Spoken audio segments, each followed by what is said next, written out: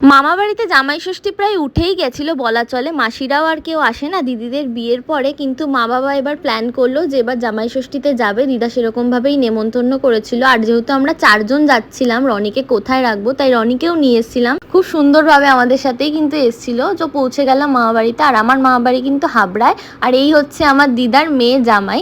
তো চলে এসছে আম লিচু সব মিষ্টি টিষ্টি সব কিছু নিয়ে। এবার আমার দিদাকেও তোমাদের সাথে দেখিয়ে দিলাম। আমার দিদা কিন্তু আমাকে খুবই ভালোবাসে আমাদের। আর এই যে আমার মামি কত সুন্দর সুন্দর রান্না করেছে, দেখেই তো লোভ লেগে যাচ্ছে, কি সুন্দর করেও সাজিয়েছে।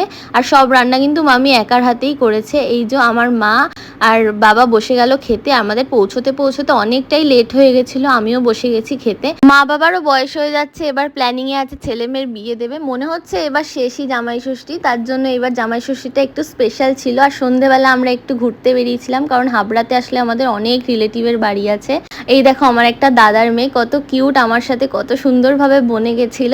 আমাদের সেরকম জামাই ষষ্ঠীর নিয়ম নেই, শুধুমাত্র ওই বাজার করা আনা খাওয়া এইগুলোই, সেরকম স্পেশাল কোনো নিয়ম নেই। পরের দিন সকালবেলা বাবা খুব ইয়ার্কি মারছিল আমার আর বোনের সাথে, আর পরের দিন নাকি জামাইদের বাজার করতে হয়, কত মাছ কিনেছে দেখো। আর বোন না মা বাড়িতে আসলে আমার পার্টনারের মতন হয়ে যায়। বোন বললো চল দিদিভাই একটু আইসক্রিম খেয়ে আসি। তো এইভাবে মা বাড়ির দিনটা কাটলো।